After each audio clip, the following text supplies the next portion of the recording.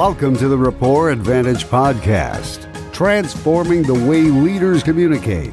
Here's your host, human behavior expert and professional speaker, Alex Swire-Clark. Welcome to the show after the show, because the real show began about 5 minutes ago when Liz and I were having a bunch of laughs. So, good morning or afternoon, Alex. Morning or afternoon to you too, Liz, because I'm sure it's afternoon somewhere, right? Exactly. Welcome to the Rapport Advantage Podcast. We are glad and super excited to have you with us today. If you haven't listened to our podcast before, stop. Hit the pause button. Go back to episode number 2, 3, 4, and 5, and 6. Those would be our introductory history into DISC and the basics of what emotional intelligence is all about, and then explaining the various styles, the D style, the I style, S, and C. Because if you don't have that frame of reference, when we start talking about Ds today, you're going to be like, well, what's a D? Is that a dummy? Is that a donkey? Is that a doer? Is that a drip from your phone? Whatever. So you've got to have that foundational knowledge. So numbers 2 through 6 are where you're going to get that information in terms of episodes. Go back and listen to those, and then we will welcome you into our communal family here. And our goal for each and every show is to help you break down the walls of miscommunication, increase your emotional intelligence, and build better relationships in the workplace and beyond. That is the goal. That is what we strive to do every day. No. Okay, you're right. It's not every day. It's every week. Yes. Thank you. That guy keeps me in check. He's all about it.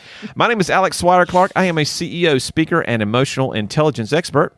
And I'm Liz Parker. I'm a certified behavioral analyst, a strategic growth consultant, a job benchmarking whiz, and a Vistage chair in the Greenville, South Carolina area. Exactly. Certified behavioral analyst. So she can tell you why your sons and daughters sit there and want to play Fortnite. And you're certified as well, by the way, so you can tell them the same thing. I'm certifiable. You got that right. Yeah, get out of here with that stuff.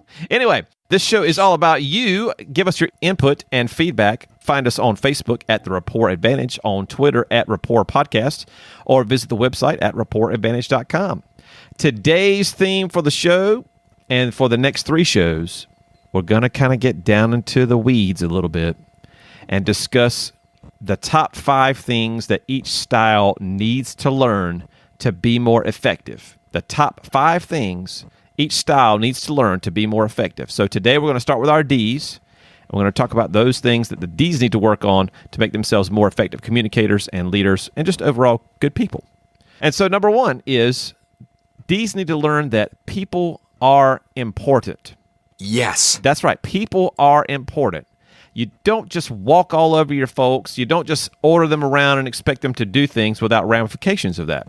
As we have said many, many times, and Liz mentions this before, and so do I in my talks, is that people don't leave companies. People leave managers. And so if you have a manager who's a high D, who just expects people to operate on some level of performance with no level of empathy coming from that leader, you're going to have some serious epic fail all the time. So what we want to make sure that we're aware of is that Ds, it's okay that you're fired up and you're ready to go every day and rah-rah, sis, boom, bah, but remember that people are important, and when you surround yourselves with others, you've got to take into account what they feel, what their opinions are, and understand that collaboration is a good thing, and we'll talk about that a little bit later. And I would just piggyback onto that just to say that as a leader, just even walking into your office and being able to acknowledge people from a weekend, just for a few minutes. I know Ds are ready to get to work. They've got it in their head. They're ready to, hit their checklist. But being able to just walk in and catch yourself long enough to say, hey, did you have a good weekend? How are things? How are things with the family? Like just brief, but it makes all the difference for the employees. So do keep that in mind. That's money, Liz, because coffee talk is very underrated in terms of what it does to build culture. Your culture is what it is, and the coffee talk will either help to enhance your culture or draw away from it. But if you're there and you're presenting that positive spin on culture and giving a sense of family, giving a sense of empathy, it does nothing but build positive relationships in your workplace. And as a all virtual company like Solor is, that's a challenge that we face because we're always going to be face-to-face through a Zoom application or whatever happens to be the mode that we're communicating for that week. And so we have basically satellite groups that try to get together at least once a month or once every 6 months to meet face-to-face. We'll drive in 30 or 45 minutes and we'll meet for lunch. So we get that face-to-face time to increase those bonds and increase that relationship because, again, these are folks that are surrounding you are not robots. They're people, and they've got lives, and they've got families, and the more interest you show in them, the more loyal they're going to be to you. Well, that takes us perfectly into number 2 as well, because as you mentioned, coffee talk. Coffee talk. I love the coffee talk. Daughters. So as we talk about that, the second one that high Ds need to learn is relaxation is not a crime. And I'm a high ID. So I can tell you from experience that in my own life, to be able to just sit down in an afternoon with my husband and watch a TV show on a weekend is just almost painful because I do not want to. I have personal time right now. I can get all those things done that I want to do. I got a huge old list to do, and sitting there watching a television show at that moment is just about a killer because I am not feeling as productive. Now that hits my return on investment too, but it is all about high Ds have trouble relaxing. That's true. You guys are going all the time, 24/7. If you go back and listen to some of our other episodes when we're talking about the Ds and how that applies to things like family vacations, those Ds are all about packing in as much as they possibly can, get that schedule as skinny tight as it can possibly be, no margin for error, because if you're going to Disney World and you're going to Animal Kingdom, well, you're going to be seeing all the things there, and you got the tree, and you got the new Avatar park, and you got you got to see the Yeti roller coaster, and then we got to go to the Lion King Circle of Life, and then we got to go on the safari and get hit in the face with a giraffe tail like my son did, and all that stuff's got to happen before we can leave. So it's okay. We can stop and get a snow cone and just relax for a little bit and take a deep breath. It will not kill you, I promise. Number 3 on our list of things that Ds need to learn. Ds need to learn that some controls are necessary. So when I talk to businesses and organizations, I talk about the fact of here's how decision process works for the different styles. And so for Ds, it's all about ready, fire, aim. Okay, that's the wrong sequence, people. If you didn't realize that, it should be a different thing than that. But they're about getting things done. So fire, fire, fire, fire, fire. But wait a minute, we forgot that whole aim part, which is extremely important. Yes. So what we should have is more of a ready, aim, fire. But the I styles are about ready, aim. Hey, wait a minute. Let's talk about this before we fire on somebody. I mean, can we work something out here? I mean, life's good. Life's too short to be killing people, right? I mean, am I right? I mean, right? I know, see? The crowd agrees with me. That's right. The S's are about ready,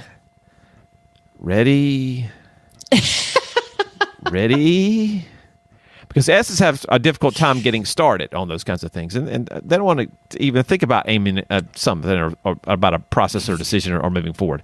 And then the high C's are ready, aim. You come back an hour later, aim, and they're still aiming because, again, those are the perfectionists, and they're 100% trying to get it as close to as 100% as they can possibly get. So from the standpoint, backing up our truck to our Ds, it's okay to be go, go, go, but you've got to have some controls in place so that you don't fall off the edge of the ditch and crash into the median. So that's why there's speed limits. That's why there are processes and procedures and things like that you have in your organization so that we're all on the same page and you're not just shotgunning things, or you're not some rogue who's going against what the company stands for in terms of how you do things. Nicely done. And I think you've covered that well enough that I can move on to number 4 of things that Ds need to learn. What? I covered it all. What? What? Okay, well, great. We'll move on to 4. Very thorough, very thorough. So number 4, I'm going to move on to being everyone has a boss. Ds like to inherently be the boss. They intuitively believe they have the right answers. And many times they do have very much right answers. However, they don't always want to listen to other people. And it comes to mind that it even starts young. I have a family friend who's got a 10-year-old, and in the whole makeup of the family, this is the second to the youngest child, and this child runs the family. They are a high D, and they are the one making the decision. Nobody can make a decision. Suddenly they're going, we're doing this. And it is the funniest dynamic to watch, because you can tell he gets so frustrated that he can't hold on any longer. So he doesn't believe he needs a boss. He believes he's kind of the smartest in the whole group. So it's kind of funny to watch. So it goes all the way, when you have a children, all the way to the office. So that's just the point that I have to make. Now, I know you must have another point. Well, we joke again when we're talking to folks in presentation mode. The happiest day for the parent of a high D child is when that high D child left the house, because they got their house back. The saddest day for a parent when that high I child left is when they're leaving the house, because all the fun left the house. And so, that's the saddest day for those parents.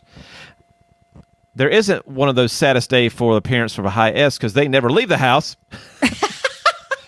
And then the high C child, their mentality is, well, I left the house so I could come back, make $1 million and then buy the house from you, and you can rent from me, because that's how I do things. So, that dynamic is always there. And Liz, you said it well. Everyone has a boss, whether it be the highway patrol, the federal government, a higher power, whatever your thing is. For me, it happens to be my spouse. She's the high D at our family. So, when things are out of line, she's there to crack the whip and get us all in shape. So, but life goes smoothly when you have a happy wife, happy life mentality. So, everyone does have a boss, whether you want to have one or not. So, D's, it's okay to submit yourself to authority. It's not a bad thing all the time. And so, finally, number 5, verbalizing conclusions helps others understand them better. So, D's need to work on that. A lot of times they'll say, okay, we got this project. We're going to increase 20% on our margins, and we're going to do this, and we got these 5 new weapons, and we're going to go there. Blah, blah, blah. Okay. Questions? Yes, I have one. What? On number 2, that new equipment you're talking about. Yes, it's one we bought. I've got it, and it's good, and it's right. Okay, number 1, I didn't understand anything you said, because you didn't enunciate worth a hoot. So, number 2, you didn't give anyone a logical response to what you're asking. And so, as a leader, people tend not to do well with because I said so's, especially S's, I's, those kind of folks. They're needing to have rationale behind why you're asking them to do something, or changing a process, or implementing some new situation into your company. So, one thing to remember is that as a D, gathering input doesn't show weakness. It shows that you care about others' opinions, and that will generate more buy-in for you. So gathering input doesn't show weakness. It actually creates more buy-in, more loyalty, and more people to be on board for implementing something new like that. I think you hit the nail on the head with that too, because so many times when I'm in my D mode, we think we've been very clear, or we think we are the decision maker, which means that we didn't think we needed a boss. And we directly give the answer, no, or yes, we're going to do this. And when people look shocked, that's usually the time for the D to recognize, oh, maybe I need to put some context around this and explain this a bit better. Because every style, you say because I said so in front of some other D, you're going to have just as much of an ego battle as anywhere else. So definitely I endorse that gathering input does not show weakness, and it really does show how to build that empathy, how to make sure that you're really bringing everyone's viewpoints in. So I think that's nicely wrapped up. Yeah, and just one little other point about that is when I went into that whole and I was going really fast and using garbled speech, that was intentional, because as Ds, the pace for those folks is so fast that sometimes you'll say it and you as a D expect everyone to get it 100% that first time. So intentionally slow yourself down when you're trying to communicate those things, and don't be afraid to over communicate. You go back to look at Patrick Lencioni's The Advantage. He talks about clarity and then over communicating that clarity to make sure that what you're trying to get across is understood by everyone in the organization, so that you don't have any hiccups, or you don't have any Swiss cheese knowledge, as we call it in our organization, where these big gaps of either misunderstanding or lack of information can cause hiccups in your organization from a process standpoint. So slow it down a little bit, be clear, and don't be afraid to over communicate, and trust the fact that not everybody's going to pick up everything that you said the first time you said it. Alex, I just had an aha moment I have to share. Oh, do tell. Because as we go through these podcasts, I have repeatedly complimented you on how the context building you do, the stories you bring out, the whole way that you package this whole thing. And I realize I'm being a D. I'm like, I've told him once. Why the heck are we going over this again? My D is coming out because I'm thinking I've already told him. That's right. You tell them once. I mean, you got it, right? No. What? You don't have it? Seriously. And so the other styles don't operate in the same world that you do, D's. I mean, D's have it once. Okay, you need me to put another door in that room? Got it. And so they've got the saw out. They're already, wait a minute. Whoa. You didn't, what size, color, shape? What's the door handle going to look like? Details. I'll figure it out when I get exactly. There. Details, schmeetails. I'll figure it out later. So we've talked about this before. D's are incredibly productive folks, tremendously productive for your organization. But, sometimes you just got to back up, get some more details, slow it down a little bit, and make sure that things are covered. Thank you. Awesome. That's going to do it for today's show. I'd like to thank Liz Parker for joining me today. Liz, how can folks get in touch with you? They can reach me at liz@ltresults.com, or they can go into my website at ltresults.com, and I'd love to have a visitor or two. Yeah, you've got all kind of good stuff over there in the ways that you can help tab. There's all kind of things with the strategic benchmarking, and I had a conversation. I was meeting with a company here in the upstate earlier about job benchmarking and how that's so critical, because they said, well, I've got this person who can't get along with this person, and this person, I think, would fit here. And I said, well, don't think, no. And they said, what do you mean, no? I said, well, you do the hiring process and you've got this somewhat subjective data. Go ahead and create a job benchmark, and then you've got at least one piece of objective data, if nothing else. And then, of course, you create other ways to do that. It's hugely popular what we do with that. And of course, from a mission, vision, and value standpoint, you do such a good job with that. That is way out of my league. And thank God that you're here to help folks when they have those issues. Well, thank you. And I do believe we make a good team because we complement each other in so many areas. But I'm telling you what, you bring it all home with this whole DISC application. So lovely job, sir. Well, we do what we can. For a limited time, just for listeners of our show, as I go into my radio voice, my fake radio voice, actually, offering 15% off. That's 15% off of our DISC assessments. Simply fill out our contact form on the website and mention podcast coupon. We will send you that coupon code, and you can use that on as many assessments as you would like. That's a limited time offer, so get busy, all you Ds. Yes. On our next podcast, we will dive into the I's and those things that I's need to do to improve their relationships in the workplace and beyond. So that's going to do it. I'd like to thank everyone for listening today. Liz, appreciate your time, and we'll see you next time. Bye-bye. Thanks for listening to the Rapport Advantage podcast. We'd love to hear from you. Join the conversation on Facebook at the Rapport Advantage and follow us on Twitter at Rapport Podcast.